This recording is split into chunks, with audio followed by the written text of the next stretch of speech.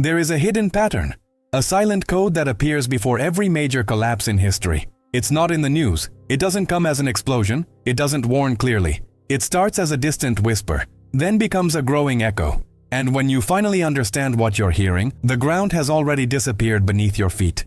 This pattern is not theory, it's not coincidence. It's a mathematical formula of human behavior that repeats, century after century, like a broken clock that always marks the same hour. It preceded 1929. It preceded 2008. It preceded every catastrophic fall you know. And now, at this exact moment, while you live your life normally, this same pattern is not forming. It's already complete. All 7 stages, all the pieces of the puzzle, all the signals that history always sent before chaos, are active simultaneously for the first time since 2008. Stay until the end. Because what you're about to discover is not about economics, it's about survival. And understanding these 7 stages could be the only difference between you being completely destroyed or being among the few who thrive when everything collapses. Let me start by destroying a lie you probably believe. The lie that economic crises are unpredictable, that they arrive without warning, that they are random events no one could have seen coming. This is, without exaggeration, one of the biggest intellectual frauds ever told to the global population. The truth they don't want you to know is this: no financial crisis in modern history came as a surprise. None. Zero. Absolutely none. There are always signs. There is always a rhythm. There is always a logical sequence that unfolds like a broken clock, but absurdly precise in its timing. And here's the part that will completely change how you see the world. This sequence is not random. It follows a formula so consistent, so repeatable, that when you understand it, you can literally see the collapse forming months, sometimes years, before it happens. History shows that major collapses follow strangely similar cycles, regardless of era, country, government, or economic system. You can be in 1929 America, 1990 Japan, 2008 United States, or the globalized world of 2025, and the pattern remains identical. 7 stages. Always the same 7, in the same order, with the same characteristics. Stage 1. Controlled euphoria, the collective feeling that nothing can go wrong. Stage 2. Invisible inflation, money loses value but everyone pretends it doesn't. Stage 3. Invisible bubbles, assets inflating faster than their capacity to sustain. Stage 4. Fall of confidence, the system begins to crack internally. Stage 5. Silent capital flight, the big players exit without warning. Stage 6. Initial rupture, the first crack that spreads. Stage 7. Total panic, the moment when everyone realizes simultaneously. These stages don't depend on specific policies, don't depend on leaders, don't depend on ideologies. They depend on something much deeper and immutable: collective human behavior. And human behavior doesn't change. Fear, greed, denial, panic, these elements are constants of human psychology for thousands of years. That's why the formula repeats. That's why it works. And that's why now, looking at 2024, 2025, and early 2026, anyone who understands this formula can see with absolute clarity. It has been activated again, not as risk, not as possibility, as reality in progress. And here's what will keep you awake tonight. This time, all 7 stages are happening simultaneously. Not in slow sequence as normally occurs, but all at once, compressed, accelerated, as if history were trying to compensate for decades of delay in just a few years. But before you understand why this is absolutely unprecedented and terrifying, you need to comprehend each stage individually. Because when you see each piece, when you understand how they connect, when you realize all are active now, the reality of what's coming becomes inescapable. Every major collapse in history begins exactly the same way, with irrational optimism. It's not normal optimism. It's not healthy hope. It's a collective, almost religious euphoria that the future is guaranteed and nothing can go wrong. It's the feeling of invincibility, the belief that this time is different, the conviction that we've finally found the magic formula for eternal growth without consequences. The years before 1929 were marked by this feeling. People genuinely believed they had discovered a new era of perpetual prosperity. The stock market was seen as a guaranteed money-making machine. Everyone was investing, everyone was winning, and the idea that this could end seemed ridiculous. Before 2008, it was exactly the same. The American real estate market was considered fail-proof. Real estate always goes up. It's impossible to lose money in real estate. Banks were lending to anyone. People were buying 5, 10 houses as investment. The euphoria was total. And now? Now we live the modern version of this same euphoria. Look around you and you'll see the unmistakable signs. Artificial consumerism fueled by easy credit. People buying what they can't afford with money they don't have. Sustained only by the belief that the future will be better. Investments without rational foundation. Cryptocurrencies worth billions without producing anything. Technology companies with astronomical valuations but no profit. NFTs sold for millions. Stocks rising not because companies improved, but because everyone is buying. Blind confidence in technology as savior. The belief that artificial intelligence, blockchain, or any other innovation will magically solve all structural economic problems. And perhaps most dangerous, the absolute belief that governments will always save the system, that central banks will always print enough money, that they will never let everything collapse. This last belief is particularly poisonous because it creates complacency. People stop worrying about risk because they believe there's an infinite safety net beneath them. But here's the brutal truth that history teaches repeatedly. Euphoria is not a sign of strength. It's a sign of extreme fragility, because when everyone believes nothing can go wrong, no one prepares for when everything goes wrong. When everyone assumes growth is guaranteed, everyone takes excessive risks. When everyone trusts the system blindly, the system becomes dangerously fragile. Euphoria creates the illusion of solidity while hiding deep structural cracks. It's like a building that looks impeccable on the outside, but whose foundations are being silently corroded. Everyone sees the shiny facade and assumes it's safe. No one realizes the base is crumbling. And we're living exactly this now. The perfect euphoria. Irrational confidence. Optimism disconnected from reality. All ingredients are present, all conditions are satisfied, the entire scenario is set. And when euphoria is perfect, when confidence is absolute, when no one can imagine something could go wrong, that's exactly when everything is about to collapse. Because the next stage has already begun. And it operates in silence, corroding the system while everyone celebrates. Before every major collapse, there's a phenomenon that silently destroys the economy's foundation. Invisible inflation. I'm not talking about the inflation that appears in newspapers. I'm not talking about the official numbers governments release. I'm talking about real inflation, the kind that fundamentally changes the cost of your life, while everyone pretends it's all under control. This is the inflation that destroys the middle class without them noticing until it's too late. It's the inflation that takes away your purchasing power little by little, month after month, year after year, while your salary remains practically the same. It's the inflation that makes you realize you need to work more hours to buy the same things you bought 5 years ago. It's the inflation that transforms dreams into impossibilities. That makes homeownership unattainable. That makes retirement seem like fantasy. That transforms financial security into luxury for the few.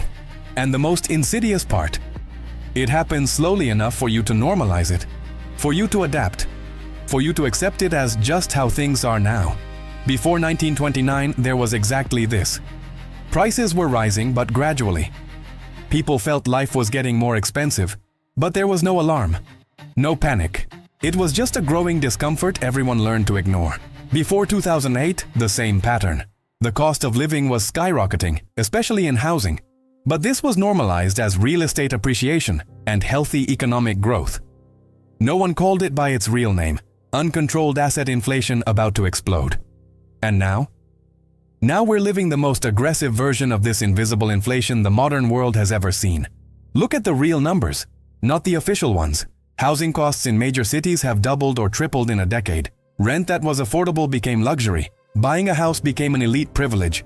Food costs have risen drastically. The same shopping list you made 5 years ago costs 50%, 70%, sometimes 100% more today. Education became absurdly expensive. Healthcare became a luxury service. Transportation consumes a growing slice of the budget. But at the same time, governments keep saying inflation is controlled, within target, under surveillance. How is this possible? Simple. They changed how they measure inflation. Adjusted the formulas, excluded inconvenient items, manipulated the categories, created indices that show what they want to show, not the reality you live. And why do they do this? Because admitting real inflation would mean admitting the system is failing. It would mean recognizing that decades of money printing have consequences. It would mean accepting there's no free lunch in economics. But real inflation doesn't care about official numbers. It corrodes your purchasing power regardless of what statistics say. It destroys savings. It renders conservative investments useless. It forces people to take increasingly greater risks just to maintain the same standard of living. And here's the perfect mechanism that prepares the ground for collapse. When invisible inflation erodes the economy's base, people need to resort increasingly to debt to maintain their lifestyle. They use credit cards, take loans, finance everything. Companies do the same. Governments do the same. Everyone goes deeper into debt because money is worth less. And when the entire economy is sustained by growing mountains of debt, when everyone owes more than they can pay, when the entire system depends on no one asking for their money back, you have the perfect setup for the next stage. Because invisible inflation doesn't destroy the system alone. It just weakens it, just creates the conditions, just prepares the ground. What really triggers the collapse comes after. And it's already happening. Every economic bubble begins looking like legitimate progress. Revolutionary technology, vibrant markets, transformative innovation, disruptive companies receiving billions in investment. Numbers rise, charts point upward. Everyone is making money. The future looks bright. But there's a crucial difference between real growth and bubble. Real growth is sustained by fundamental value. Bubble is sustained only by collective belief. When numbers rise faster than the structures supporting them, when valuations skyrocket without fundamental justification, when everyone is buying not because the asset has value, but because they expect to sell higher to the next person, you don't have growth, you have a bubble, and bubbles always burst. Always. Without exception. 100% of the time. The only question is never, only when. It was like this in the 1920s. The American stock market inflated in a massive bubble fueled by rampant speculation. Everyone bought stocks with borrowed money, expecting to sell at profit. Prices rose not because companies improved, but because more people were buying. It was a Ponzi scheme on a national scale. When it exploded in October 1929, the damage was catastrophic. Fortunes evaporated. Banks broke. The Great Depression began. It was like this in the 1990s. The dot-com bubble. Any company that put .com in its name received millions in investment, even without business plan, without revenue, without viable product. The belief was that the internet would change everything and old rules no longer applied. When it burst in 2000, trillions in market value disappeared. Thousands of companies went bankrupt, millions lost their savings. It was like this in 2000-2008. The American housing bubble. Houses valued at absurd prices. People buying multiple properties as investment, banks lending to anyone. The belief that real estate always goes up. When it exploded in 2008, it almost destroyed the global financial system. It took trillions in government bailouts to avoid total collapse. And now? Now we don't have one bubble. We have multiple simultaneous bubbles, all inflating together, all interconnected, all about to burst. Asset bubble, stocks at historically high valuations. Real estate at record prices, assets inflated beyond any rational metric. Technology bubble, tech companies worth billions without profit. Startups receiving absurd valuations based on future potential. Cryptocurrencies with market capitalizations larger than century-old corporations, but producing nothing of tangible value. Debt bubble, governments owing more than their entire GDP. Companies leveraged to the limit. Consumers buried in credit card, student, mortgage, auto debt. Confidence bubble, the biggest and most dangerous of all. The collective belief that the system is solid, that governments have control, that nothing can really go wrong. And here's what makes the current situation unprecedented. Historically, you had one main bubble at a time. 1920s, stocks. 1990s, technology. 2000s, real estate.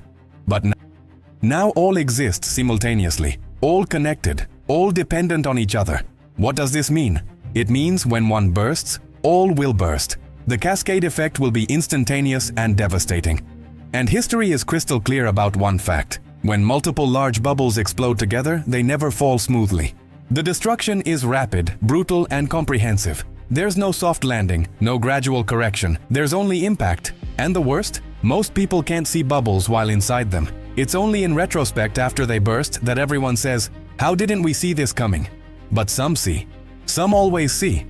And those are the ones who survive and thrive. The question is, are you seeing? Or are you among the 99% who will only realize when it's too late? This is the most dangerous and hardest stage to detect. The silent erosion of confidence. Because confidence is an invisible element, intangible, impossible to quantify precisely, but absolutely essential for the functioning of any economic system. Money works because we trust it. Banks work because we trust them. Investments work because we trust the future. Governments work because we trust their legitimacy. Remove confidence and the entire system collapses instantly. And here's what few understand. Confidence doesn't break suddenly. It cracks gradually. fissure by fissure, by doubt, till at some critical moment, the entire structure crumbles at once.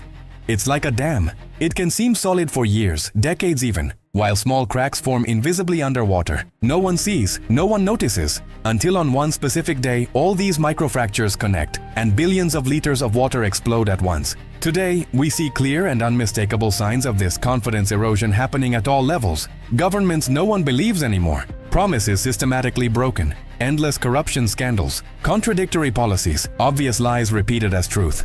The result? Global population losing faith in institutions that sustain functional societies. Banks in increasingly fragile image. Money laundering scandals. Market manipulation. Recent bank collapses that needed massive government intervention. With each crisis, more people question if their money is really safe. Companies silently preparing for hard times, discreet layoffs, aggressive cost cuts, investment reductions, cash accumulation. These actions speak louder than any official statement. And the public notices. Large institutional investors quietly retreating. The most sophisticated, those with access to privileged information, are discreetly reducing risk exposure, moving capital to safer assets, preparing for turbulence. They don't announce this publicly, but the movements are visible to those who know where to look. Population desperate for stability. Financial anxiety at record levels. People working multiple jobs and still struggling to pay bills. Growing sense that the system is failing most while benefiting a few at the top. Each of these signs individually may seem minor, may seem like just normal noise from the economic cycle. But together they form an unmistakable pattern of systemic confidence in accelerated erosion. And here's why this is absolutely critical. Modern economies are confidence machines. They work not because they have intrinsic value, but because everyone collectively believes they have value. Your money is just paper. It has value only because everyone agrees it has. The second everyone stops agreeing, it's just colored paper. Your stocks are just digital records. They're worth something only because everyone believes they're worth it. When confidence goes away, value evaporates. Your bank has your deposits only as numbers in a computer. They lent that money to others. It works only while not everyone asks for their money back at the same time. The moment confidence breaks and everyone runs to withdraw, the bank breaks. The entire modern economic system is built on layers of mutually reinforcing confidence. It's incredibly fragile social engineering disguised as a robust system. And when these layers of confidence begin to peel away, when doubts transform into distrust, when distrust transforms into fear, collapse is no longer a question of if. It's just a matter of time. And time is running out. Because the next stage is already underway. And when you understand what it means, you'll never sleep peacefully again. There's a saying in finance, when you see rats abandoning the ship, don't ask where they're going, just follow. Before every major collapse, there's a period where smart money, the big players, sophisticated institutions, investors with privileged access to information, silently begin to exit. They don't announce, don't explain, don't warn. They just move. Reduce exposure discreetly, reposition portfolios, move capital to safer assets, liquidate risky positions, accumulate cash. And they do all this with maximum silence possible because they don't want to cause panic that would accelerate the fall before they finish exiting. It's the silent flight. And it's always the prelude to collapse. Before 1929, sophisticated investors began leaving the stock market discreetly months before the fall. Small investors, excited with profits, kept buying. The big ones were selling. When the crash came, the small ones were destroyed. The big ones were safe. Before 2008, investment banks began getting rid of toxic assets linked to subprime mortgages long before the public collapse. They knew the mortgages were rotten. But they kept selling these products to clients while secretly liquidating their own positions. When everything crumbled, clients broke. Banks had already exited. And now we see exactly the same pattern repeating on a global scale. Massive capital flows being redirected, billions leaving emerging markets, billions exiting risk investments, billions migrating to gold, dollars, government bonds from countries considered safer, strategic investments being repositioned, pension funds reducing stocks and increasing bonds, hedge funds building defensive positions, billionaires buying agricultural land, natural resources, tangible assets, fortunes being moved for protection, the ultra-rich diversifying internationally, buying alternative citizenships, establishing residences in multiple countries, preparing exit routes, insiders selling shares of their own companies, CEOs and top executives liquidating personal stocks in record volumes. They run these companies, have full access to information, and they're selling. What does that tell you? And the most revealing part, all this happens with minimal media coverage. You don't see headlines, don't hear alarms. Everything is presented as normal portfolio reallocation or prudent diversification. But when you aggregate all these movements, when you look at the total pattern, the message is crystal clear. Those who know are exiting. And here's the brutal truth about this phase. When smart money flees silently, collapse is no longer a remote possibility. It's guaranteed destiny. Because these players aren't reacting to hypothetical future problems. They have access to information you don't have. They see data that isn't public. They understand risks that aren't openly discussed. And when all simultaneously decide it's time to exit, that it's time to protect themselves, that it's time to assume defensive positions, it's because they know something the public hasn't realized yet. They know stage 6 is coming. The stage where cracks become ruptures, where discrete problems become public crises, where the visible system finally reflects the invisible rot. And this stage isn't in the distant future, it has already begun. Now we arrive at the final stages.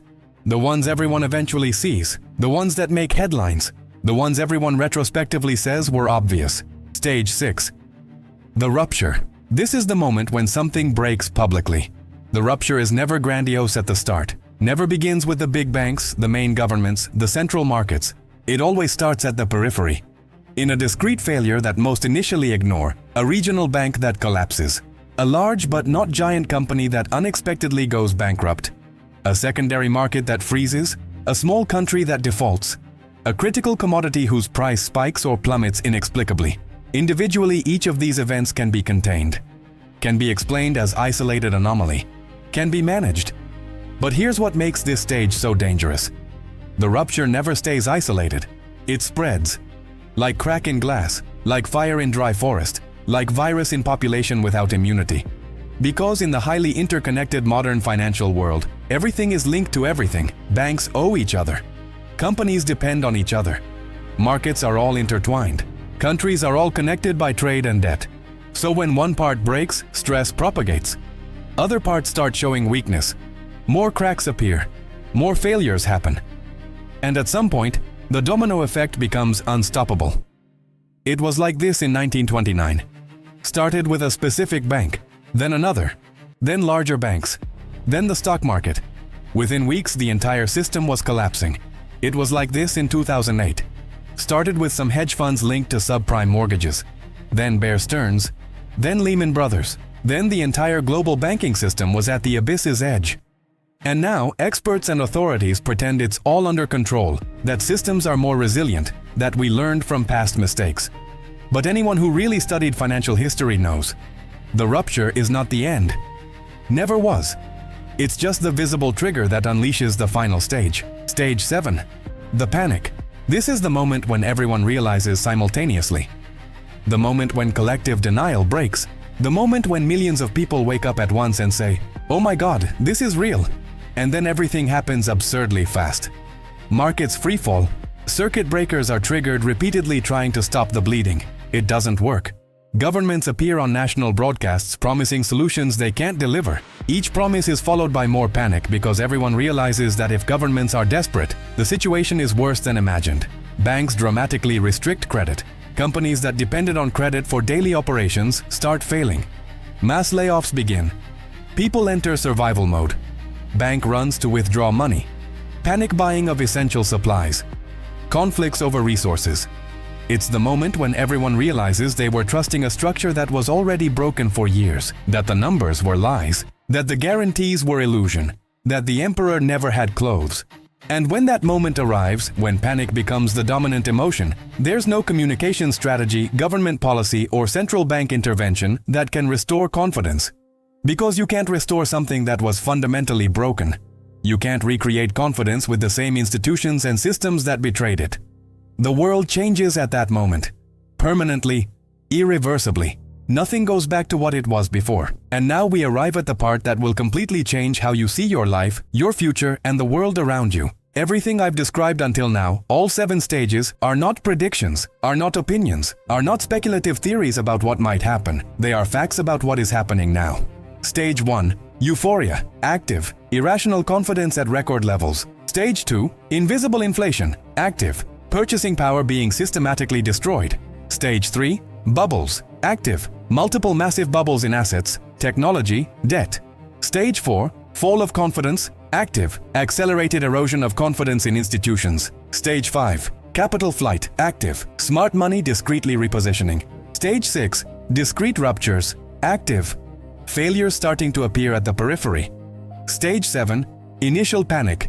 Beginning, first signs of panic in specific sectors. All 7, simultaneously, for the first time since 2008.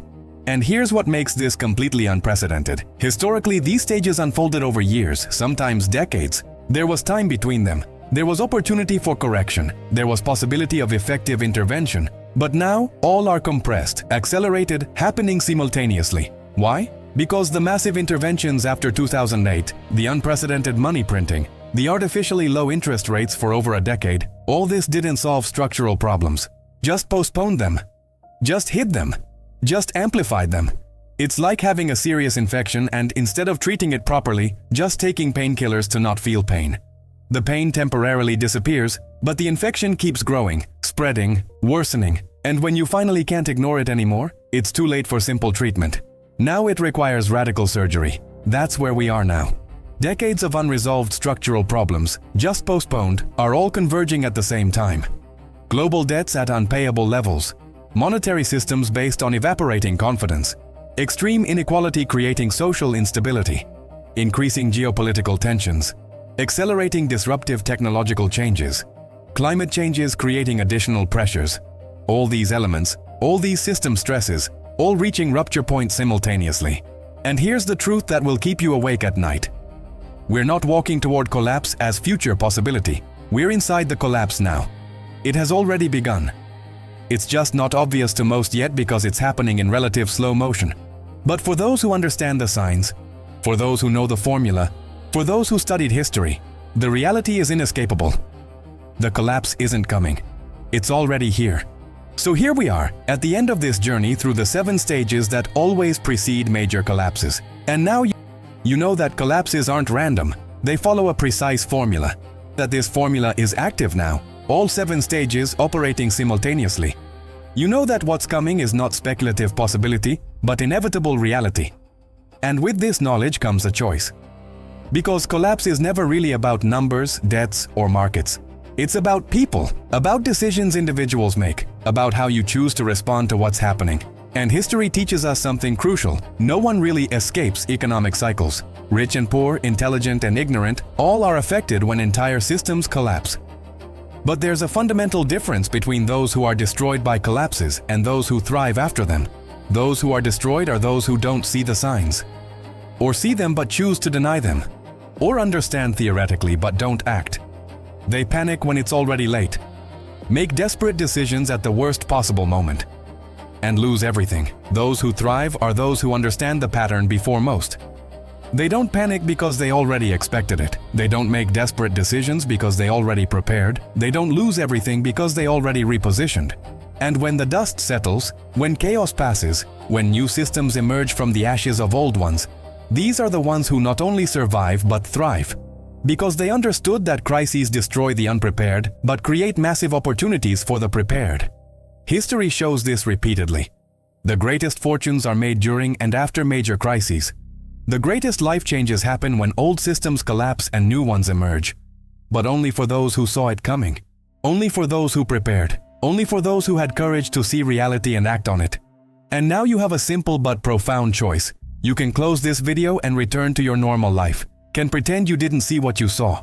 Can hope that somehow you're wrong. Can join the 99% who will only realize when it's too late. Or you can accept the reality of what's happening.